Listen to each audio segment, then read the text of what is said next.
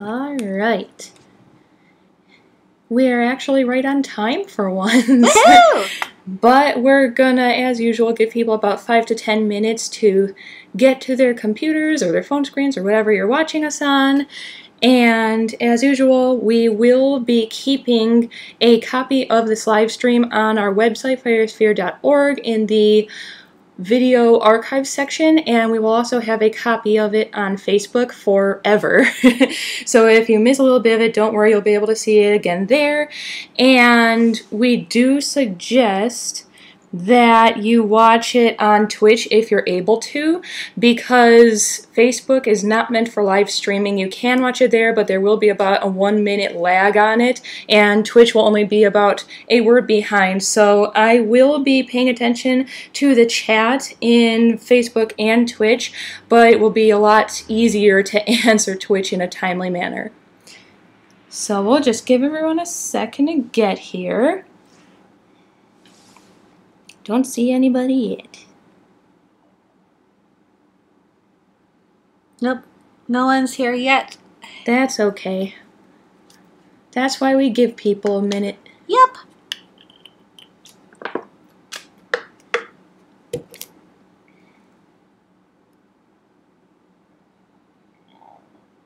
I didn't get a notification that it started, so I might not. Usually it gives a notification when our page goes live. Well, like we just got done saying, Facebook definitely has a lag on it, so it could take it a little bit.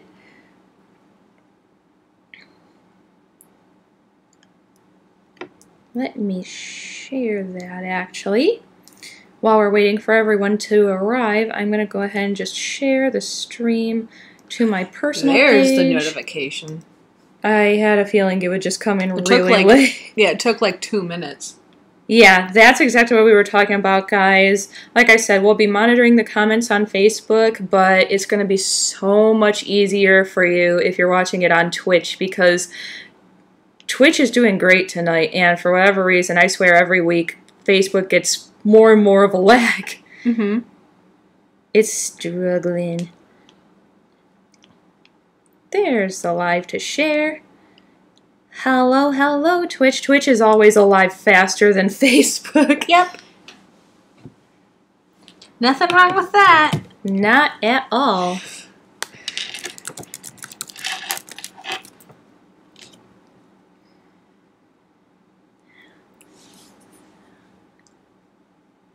We see you in there in the Twitch chat, though. Always the early bird. Yep. Well, I guess not technically always. You've been late a couple times, but not as late as everybody in Facebook. Yeah, Facebook is late on everything. Alright. Well, while we're waiting for everyone to arrive, we will go ahead and commence with the usual.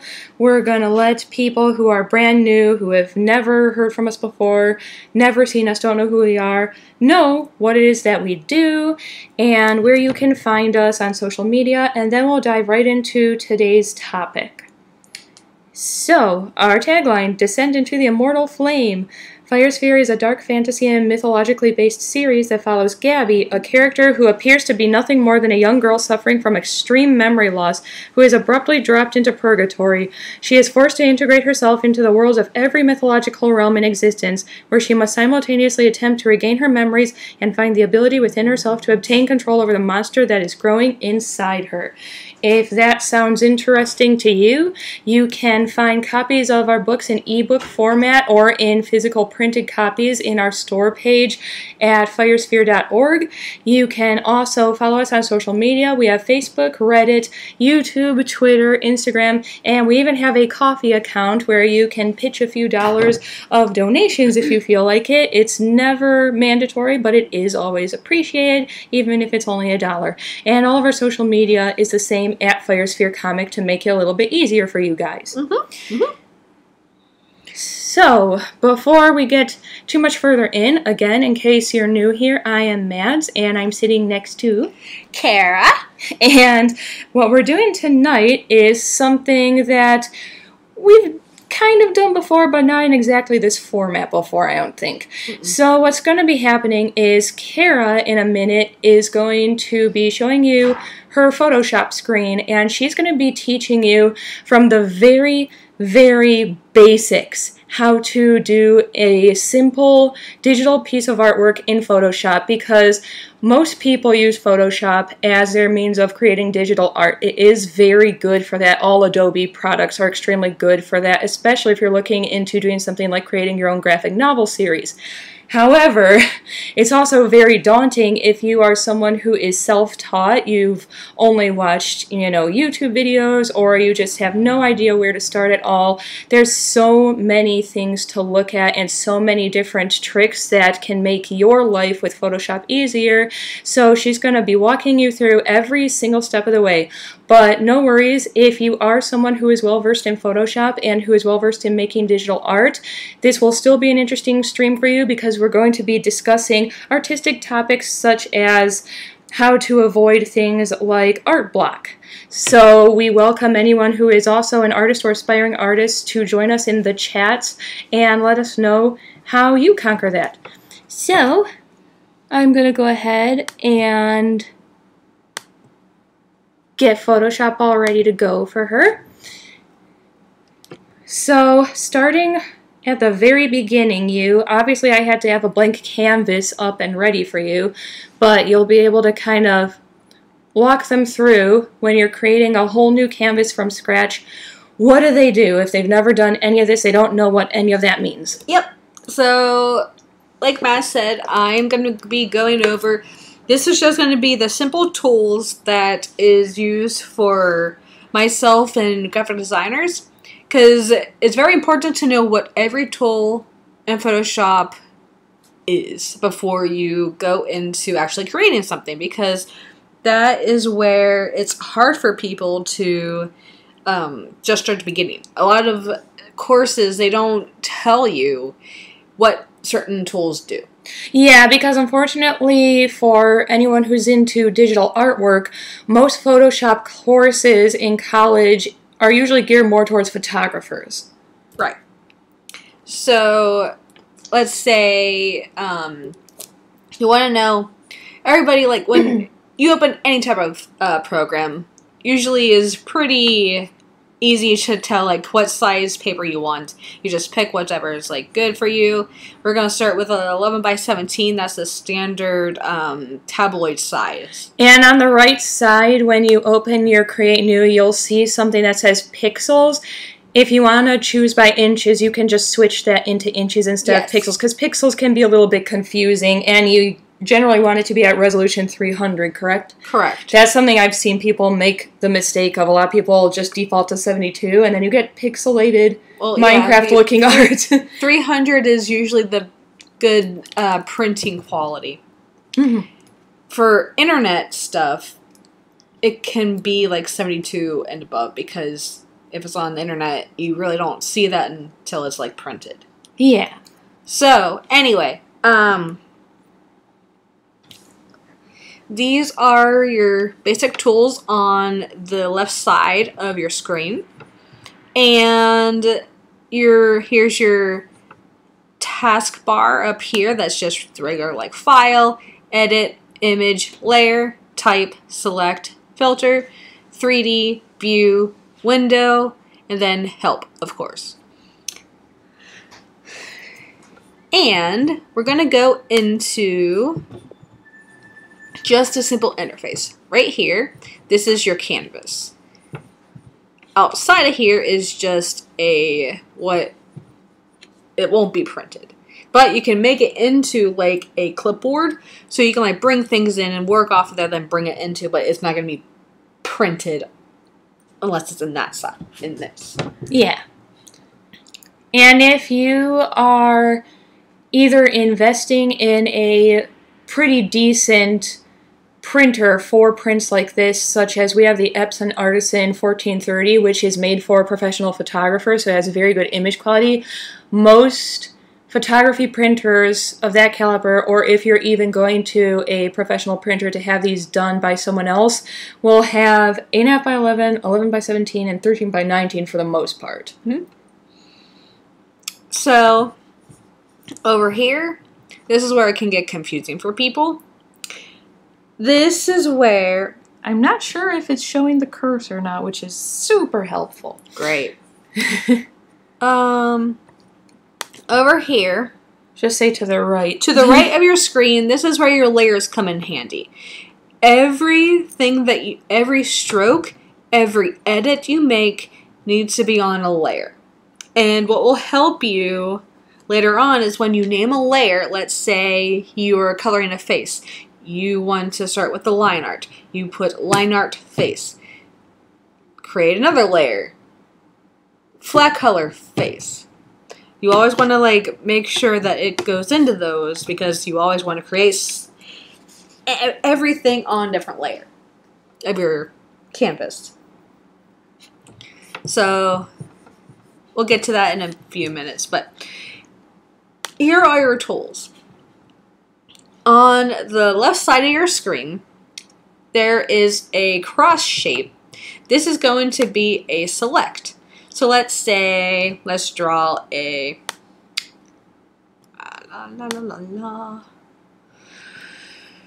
let's do just a circle. And then you want to create a new layer. It's a little plus square right now, next to the trash can. Why do they always want to create a new layer from that base background layer? Because you won't be able to add any good textures or shading afterwards. Yeah, and it also makes things very difficult if you want to make a transparent background. Right. So here is just a simple color.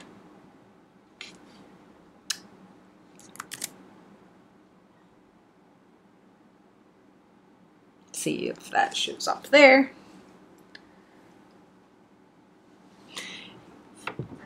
So once that circle is created, you can click on it, and this is what the cross shape tool does. It just moves it around your screen. This is what this is that layer that I was telling you about. This is the one layer. That's handy so that if you already imported or created some kind of background and it's not quite where you want it to be, you can just drag it around instead of worrying about whether or not you've selected it properly. Yep.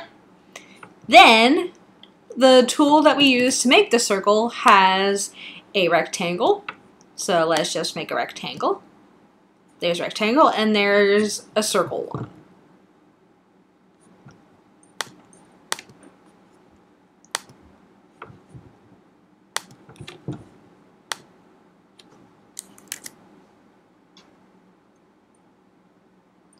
We're still doing okay. Just keep going. We have a couple more people on Twitch, which is good. Hello, Twitch. Hello, hello. And let's see here. Okay, so that's what that little tool is for. This is called the marquee tool. There's a couple of different options that you can do with this. There is just a lasso tool. This is a good tool for when, let's say you have a portrait and you want to eliminate the background and just keep the person in your picture. The lasso tool, kind of, you just draw it almost like a brush. Draw, and then it just takes it. Mm-hmm. It's harder to use for hair and stuff, so I wouldn't recommend it. It's very hard if you're just starting. But this is the one that I use all the time. It's the polygonal lasso tool. And this is, you can just click, click, click, click, click, click, click, click. It looks like a little crown. Yup. And then your magnetic one. This is where it would be good for hair most of the time, for realistic style, because it easily grabs certain things easily. See how just around the circle it stays around the circle. Mm-hmm. And this is all that lovely stuff that if you're just starting from square one and you've never used Photoshop before, you would have no idea what these even do. Right.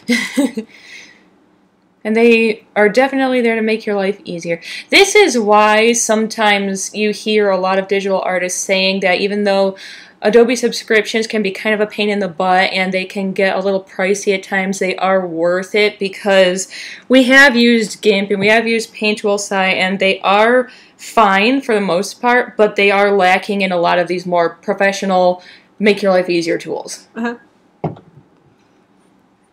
Next, click on, this is a quick select. So let's say you just want to grab this rectangle. It selects it right away. The other one, Magic Wand tool, is the same way. You can hold this down and select, let's say you want to get rid of that. Select both at the same time. That's actually one of my favorite ones, because if you have a solid color, it makes things so much easier. That's actually how I shade Fire Sphere. Once I've flat colored, I decide to just do the face, the neck, and the shoulders, so I just Magic Wand it. It selects the entire dump of color, and then I can more easily make sure that I keep my shading in those confines. And the cat is chewing on the tray. Ignore if you hear cat shenanigans. Stop that. Next, we're going to crop.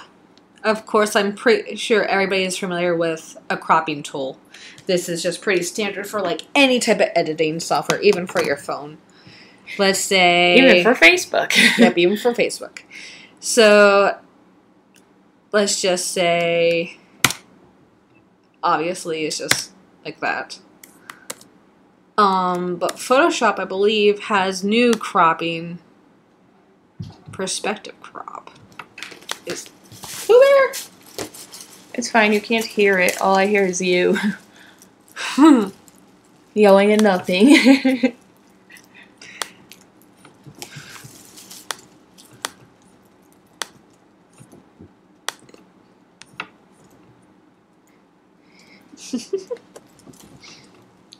Okay. Next, this is eyedropper tool. You can, let's say you have you can go to... This is another one that you absolutely need to make sure you have if you are going to be doing a graphic novel series or comic book series, an animation, anything involving the same characters repeated several times, because if your program doesn't have eyedropper, you're going to have to hope you get close enough or do it the hard way, looking at every single little percentage on your screen. So let's say you want to turn it to this color. Now you have that. Let's turn it into red. And you want to change it back to yellow. You just click on the yellow.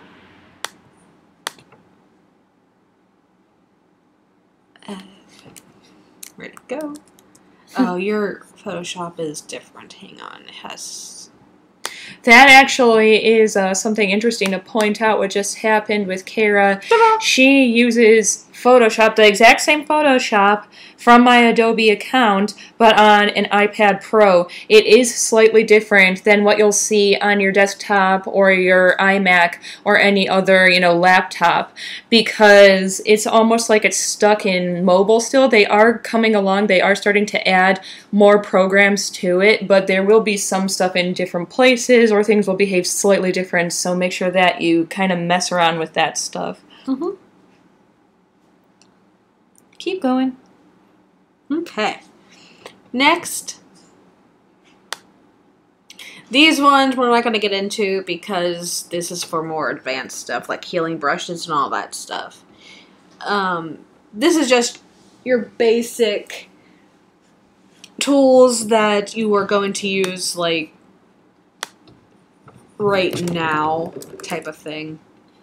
So let's get rid of these. Of course, everybody knows what a paintbrush does. Yes, but there are some different options you have in a paintbrush. There's paintbrush, there's pencil, there's color. I don't really do color replacement tool that much.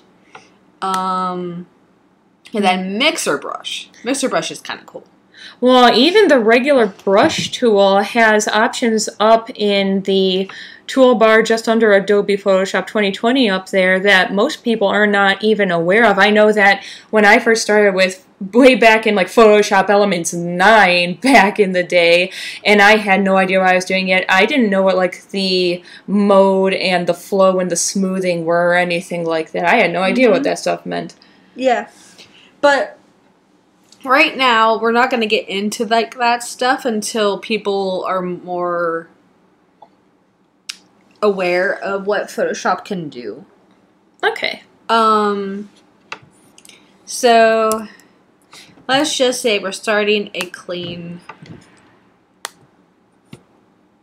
You can also just close the little eye on the left side of the layer if you think that you still want to keep it for later, but you just don't want to see it right now. I'm going to go and start making the very first exercise that you don't have to follow along. This is just something that I came up with. Let's just say you're making your very first painting. The tools that I showed you are what you're going to use. This is a circle.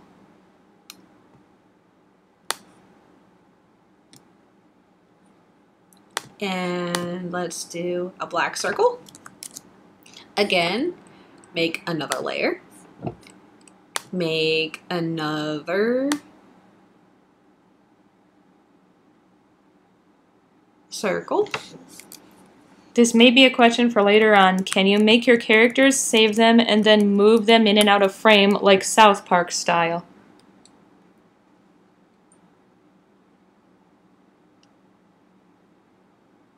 Can you make your characters, save them, and then move them in and out of frame? Yes, yes. Yeah, so let's just say... You can do like a quick little baby demonstration just real quick and just close the eyes if you want. Or we can do it later. Whatever floats your boat. Let's just say I'm making a simple... It looks like an eye.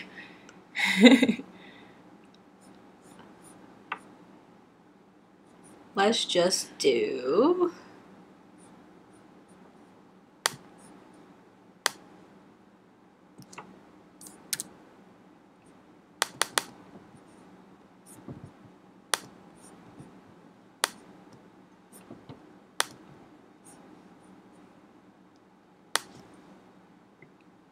Don't mind me, I'm just checking the comments on Facebook as well.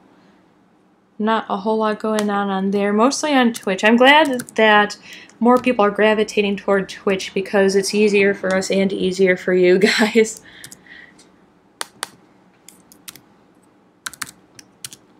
Are you making an 8-ball? Yep. This is what I generally... A what 20 did you do? This is what I'm going to be... This is what I tend to try to use to get people into their first digital painting and stuff, to just try out the... Oh my goodness.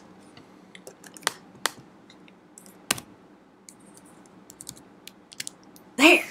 Okay.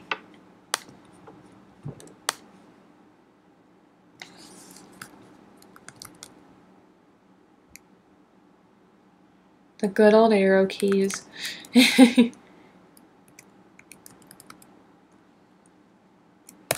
Alright, so the question that you have, let's just say the 8-ball is a South Park character. It's Cartman, it's very round. Yes, so you are saying save them and then move them in and out of frame. Yes. So let's just say this, I'm going to merge all these together so that they don't... Merging all those layers together just ensures that as she moves it around, she doesn't lose the 8 someplace completely separate from the ball.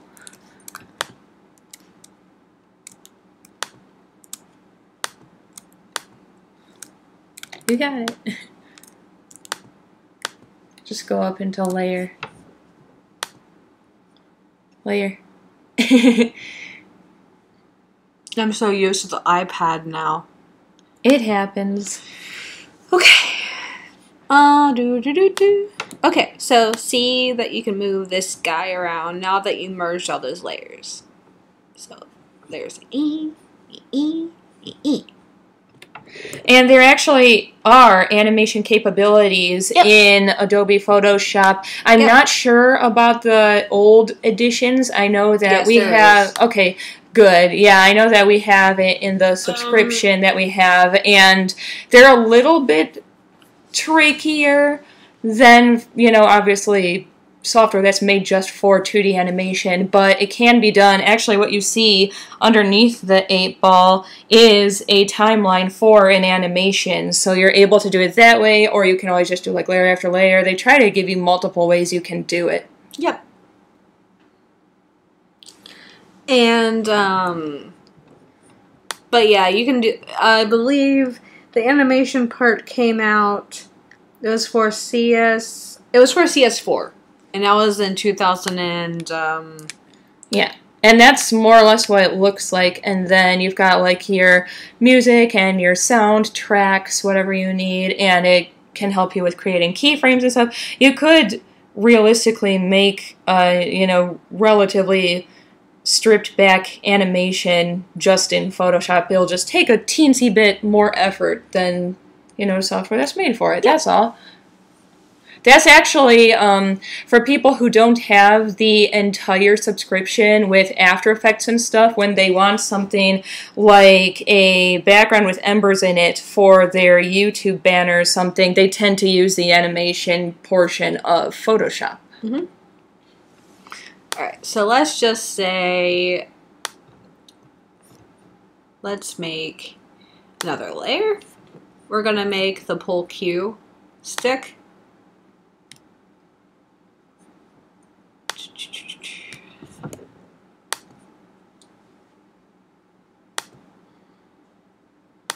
I hope that we're answering you relatively well so far. Yeah, I hope that's what that means. I hope... Come here, Pooh. I hope the animator. That is... Pooh Bear's answering. Okay. Are you answering? As long as you save it as a Photoshop file, you can move anything around once you save it. Mm-hmm. But don't make it a JPEG because you won't be able to move it around because it flattens. Yeah. Always make it like a Photoshop PDF because you can just go back and don't merge them all. Like, once you're completed with, like, a picture of Gabrielle, merge those, but that's fine. Like, keep those merged, but Alms is going to be on another layer. Yeah, so Gabby will basically be finished, completely merged, so that she's one static picture rather than several different layers, but then Alms will be several layers until she is merged down. Because once you always want to merge until you're totally finished, because once you've flattened it, it's kind of the point of no return then, because you can't really mess with the background anymore without messing up the whole thing. Mm-hmm. It basically just deletes your layers, pretty much. Yep. Alright, so there's that guy. We're gonna make the next layer underneath the 8-ball. We're going to make the corner of the pool table. Obviously, this is very simplified, and we can definitely make... Well, actually, no, this might be the most beautiful thing we've ever made. Oh, yeah. This is... I have always done this exercise because it shows people how... It shows people how to use the basic tools. Yeah. And... Because you don't want to just jump in and try to draw something and then not know what the tools do. Exactly. And this is just a simple exercise for anybody to just know the basics of what each tool does. Well, like I said, I started in Elements 9 way back, and it was great. Like, the brush tools and stuff were a lot smoother and easier to use. The blending was nicer.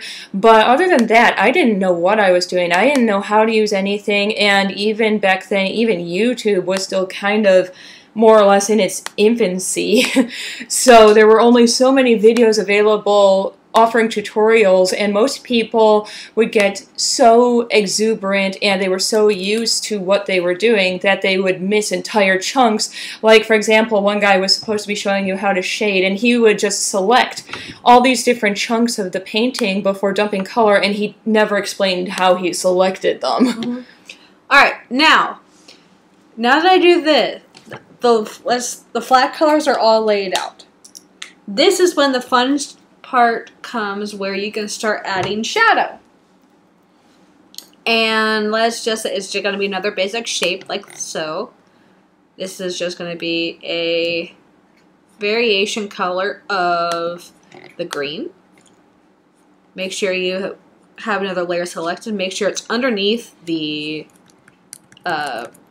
item. Take the paint bucket tool. You have it on normal. Yeah, make sure that you hit multiply on the new layer for shadow because it will automatically create that exact same color but a shade or two darker. Yep. Less work for you. But see how easily just a simple drawing already looks like it's kind of... It's coming to life, right, Pale? Who says it's coming to life? Don't eat the mic cord. Cool so bear. helpful tonight. I hope this is helpful to everybody. I'm trying something new. Yeah, because actually, last weekend we had a couple of virtual conventions, and during one of them we decided to just do kind of a light tutorial on shading some of the characters from Fire Sphere, and during one of them there was a follower who was saying that he was very, very new to digital art, had no idea what he was doing yet, and said that he'd very much appreciate a video like this that starts from the very bare bones, because even those of us who have been using it for years always find something new. I mean, I've been told by several different instructors that you could be in Photoshop lessons every day for the rest of your life and you'd still never learn everything it has to offer. Mm-hmm. Yeah, like, I have been using Photoshop for, I will be out of college for 10 years soon. That's a long time. Yep. Yeah, I think that I first started using Elements in 2010? 2009 or 2010? I love that it looks like clip art from old Microsoft Word. Now you all know how it was done. I mean, Photoshop was around for I'm sure you can see, though, from like the basic but still pretty dynamic shading and highlights coming in and everything. This more or less is how a lot of people have been doing their very simplified, stripped-back 2D animations for their Kickstarters. Anything that's like a comedy that doesn't really involve a lot of special effects and stuff, I mean, they could easily just animate that stick poking that ball. Yep. Also, I am going to be having a drink and draw this coming Thursday that Mads can put the sign-up sheet in the comments section on Twitch and on Facebook. It's going to be myself and a few other comic artists in Pennsylvania that we're doing a drink and draw where we just answer questions about anything like from publishing to self-publishing to anything that you want to see as we draw something that we're working on, whatever we're thinking about for the night. But it's originally supposed to be a part of the Central PA Arts Fest, but since the pandemic is happening, it's been canceled. And they decided to move it virtually and to make sure that everybody is still, like all the artists and authors are still available. They're still having a virtual convention, not convention, but a festival next week. And next Thursday at 8 o'clock Eastern Standard Time, I'll be on there talking to everybody, as well as Jason Lennox, Chris Ring, a couple other comic artists there. We're just going to be having a great time, and it's free to sign up. All you just have to do is just fill out the form and listen to all of us talk.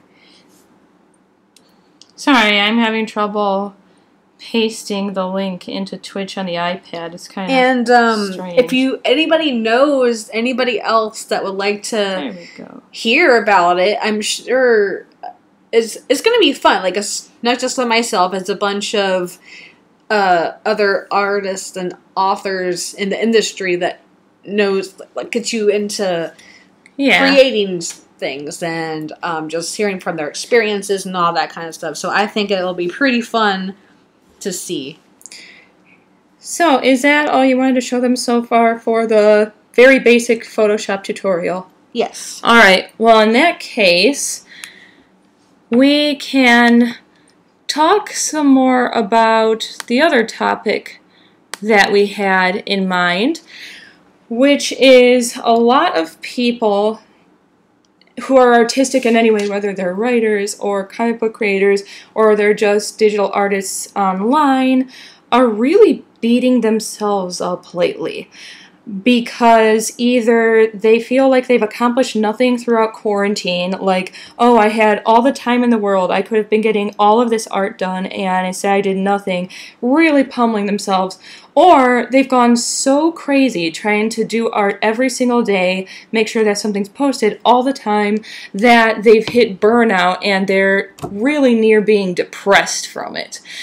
And it's really important when you have any kind of social media presence to make sure that you are striking some kind of balance between those two things. One of the biggest mistakes I've realized my creative writing professors and my art professors ever told me was, in order to avoid art block or writer's block, you have to do something literally every single day. That's just not realistic. Even if you work from home, even if your job is art or creative writing, it's not realistic to expect people to just wake up and be living, breathing art machines. Like, you have a life outside it, or at least you should have a life outside of it. It shouldn't be the be-all, end-all.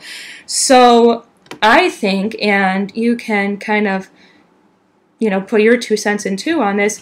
What I prefer to do, rather than worrying about getting something done literally every day, is I create a schedule. I'm like, okay, generally on, Tuesdays, Thursdays, and Saturdays, for example, I don't have as much going on at work, so those will be my days that I say, okay, I'm going to get 4 pages done all those days, and the rest of the time I'll take a break and do something else, work on, fan art or commission pieces or something, or just go and hang out with friends and family and stuff and just do something that has nothing at all to do with art, play games or something.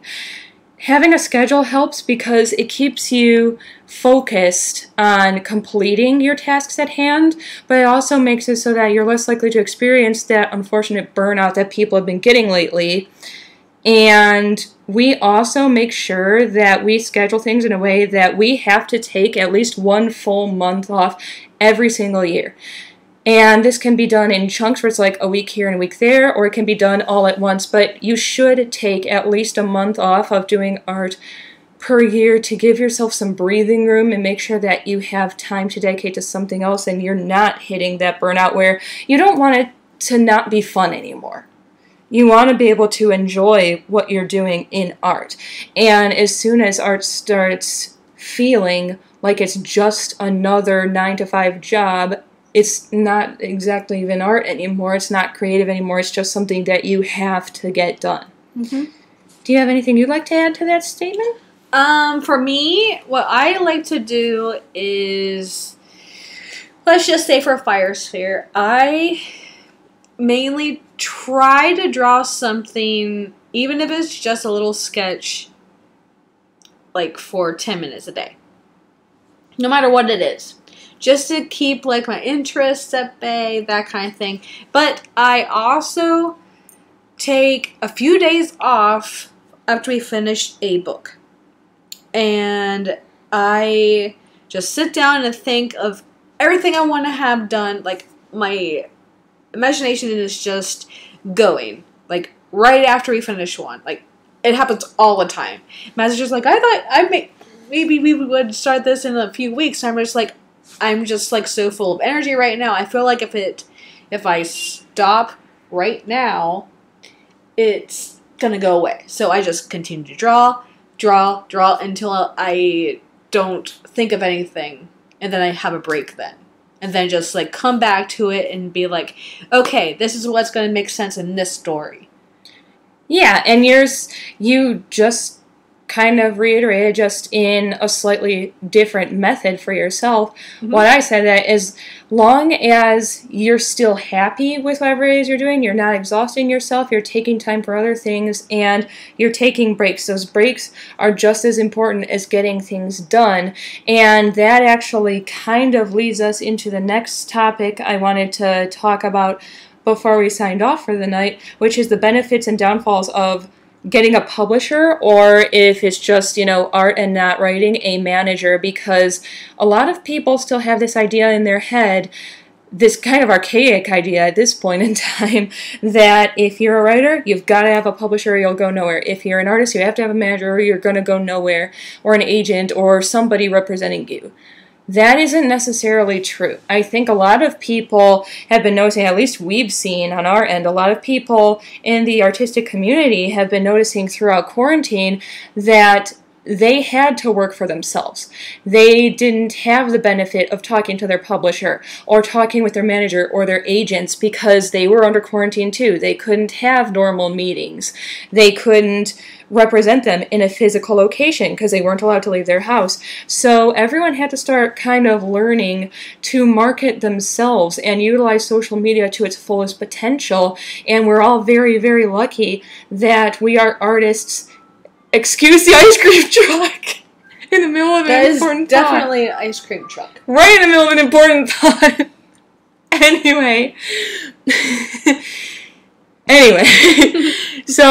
what I was saying was we're very, very lucky about the fact that we are artists who are existing in the technological age, because we can do everything completely ourselves. Even if you are really busy getting things done each day, or you have a 9 to 5 job outside of your artistic endeavors, you can actually schedule posts pretty much everywhere. I'm not sure about Reddit yet, I'm still pretty new there, but I believe that almost everywhere that is Google or Facebook owned, you can schedule posts. So say that you sit down on Sunday and you say, these are the 7 pictures and pieces of writing that I want to upload to all my social media this week to get people interested in me. Well, you just schedule all of them. One is for Monday, one's for Tuesday, one's for Wednesday. Pick like 3 p.m. or something so that it's nice and constant, and they'll automatically just basically post themselves when that time comes. So you really don't need to have a publisher, a manager, or an agent these days anymore. You can market yourself by just being consistent in what it is that you're doing to put yourself out there.